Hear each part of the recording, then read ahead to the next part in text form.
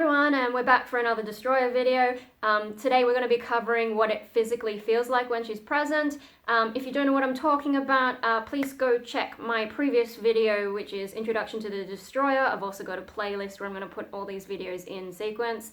I guess as a quick recap, basically my sort of dark side, alter ego kind of thing. It's a bit complicated, but yeah, that's the general gist. Also, quick disclaimer again, I also have notes again, just keep me on topic, but a disclaimer for friends, concerned professionals, and so on. For all you know, this could just be performance art, so please take that into account before you freak out. Remember that I'm an artist, musician, and general weirdo, so there's probably nothing to worry about. Okay, so, I guess we call this, like, physical symptoms. I'm sorry if I look down every now and then just to check where I'm at. But so basically, yes, while this is a psychological kind of thing, there are physical things that I feel related to it. So we call them physical symptoms, and it depends on her strength. So sometimes she's just like this little nagging in the back of my mind. Sometimes it's quite full on. Okay, so the main symptom is this odd upper body kind of tension. That's where I experience most of the physical side of stuff. So what did I say about that? It's not quite tingling, but it's this sort of odd energy. I don't know. It's hard. Like, tingling is the closest word I can think of, but that's not really what it is. Yeah, unfortunately, I don't have any language to express what it feels like.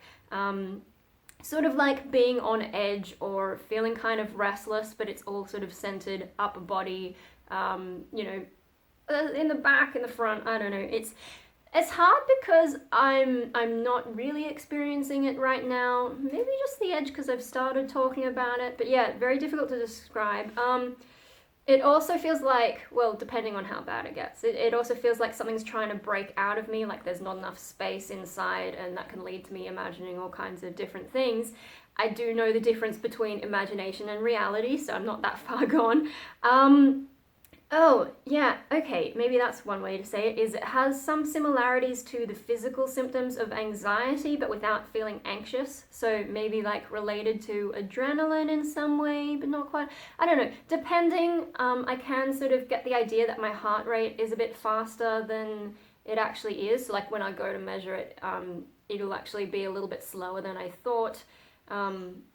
So yeah, there's that. I think that's sort of similar to some aspects of anxiety. Also, like, you know, you get the sort of, actually, I don't really get stomach flutters, but there are, it's sort of like a parallel. So anxiety, not the best way to describe it, especially because there's no anxiety involved, really. It's just like some of the physical things you get with that. A little bit similar. Sorry, I can't explain it better. It's hard because I've never been anyone else, so I don't know exactly what other people experience, and words just don't seem adequate for some of this kind of stuff. Oh yeah, and so like in terms of the strength, can range from the smallest nagging feeling that I can mostly ignore through to a pretty intense feeling that becomes incredibly distracting when combined with the psychological aspects. So yeah, right now, pretty easy to ignore, the vaguest sort of feelings. What is it like right now? Not tingling. It's a sort of tension right now, I think. But not huge. It's just this little nagging sort of vibe. Okay, so what about when she's stronger? So, yeah, this is one of the weirder things, I think. So I seem to become more sensitive to or more interested in sensory stimuli, and the most common one usually happens when I've more fully switched into her headspace, but it occasionally occurs when I'm still mostly me.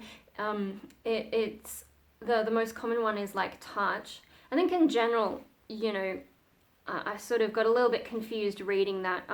The sensory stimuli thing, yeah, usually have to switch more to experience any of them, but the most common one is touch, and what did I say? Especially cold things like walls, and I don't know why that is.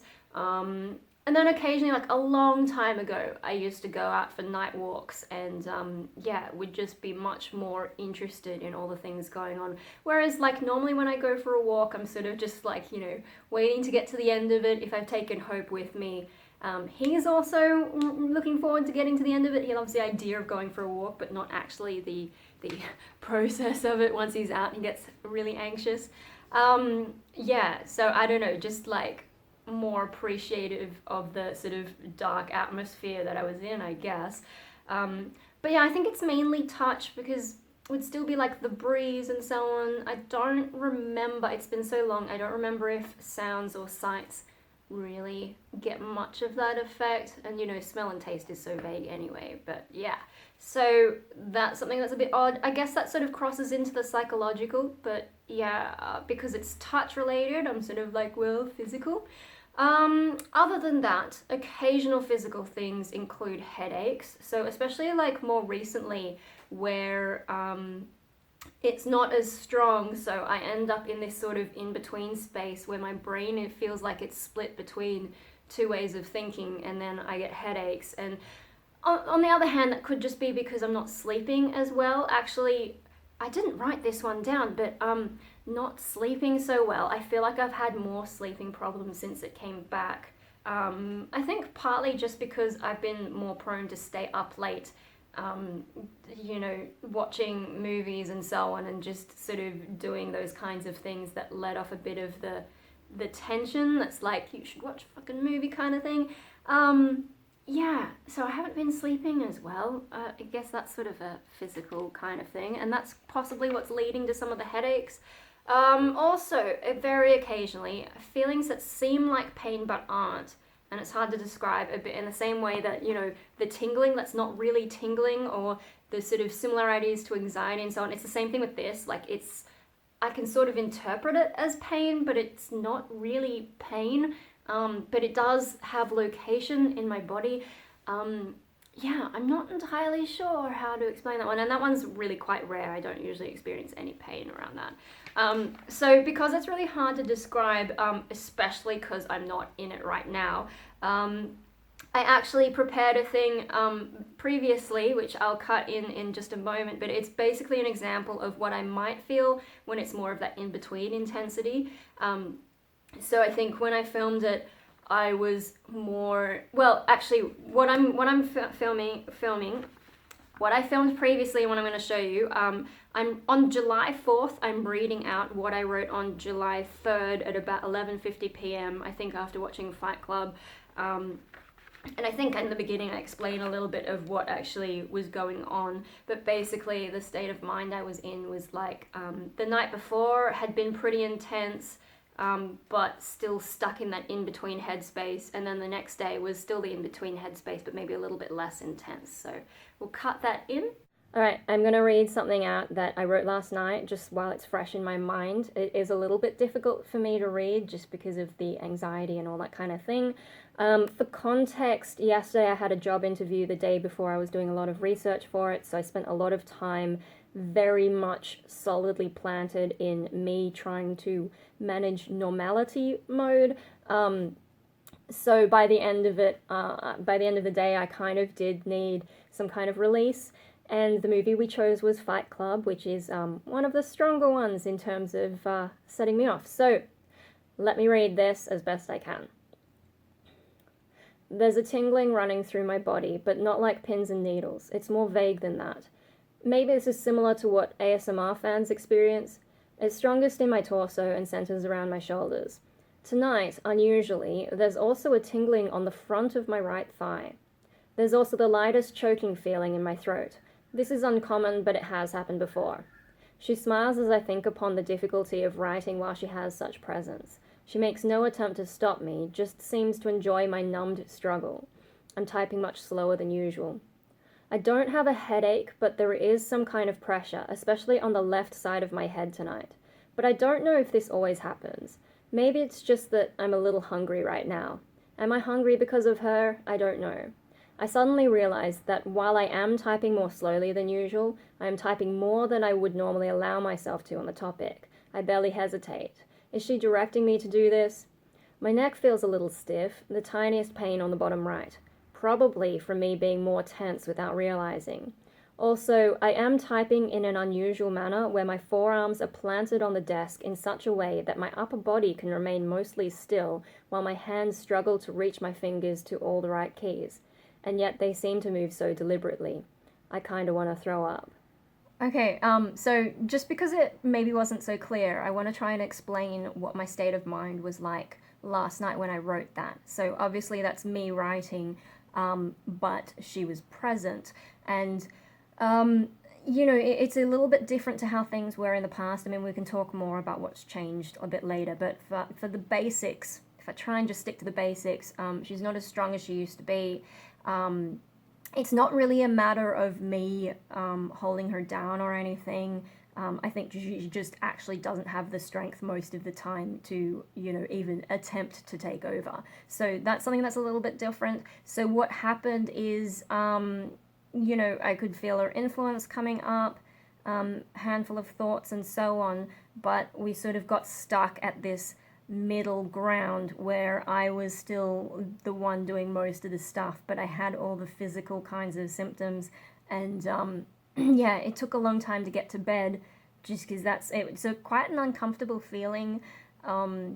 Because you're sort of stuck in the middle and it won't just go away, but you also can't just let go to express it, like vent it, whatever. So yeah, I was sort of in that in-between space, which is happening more these days compared to in the past. In the past, there'd be a little bit of the struggle, but then she'd often take over when I'm alone.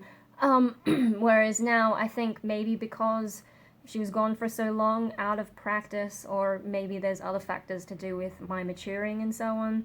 I don't know. We can speculate. But yeah, basically it was me just with a whole ton of her influence, but not able to break through very meaningfully, apart from like the smiling comment. Yeah, so I hope that kind of explains the state of mind. I mean, it's very difficult to express. Oh, as for how I'm feeling right now, the next day, I can still feel a little bit of,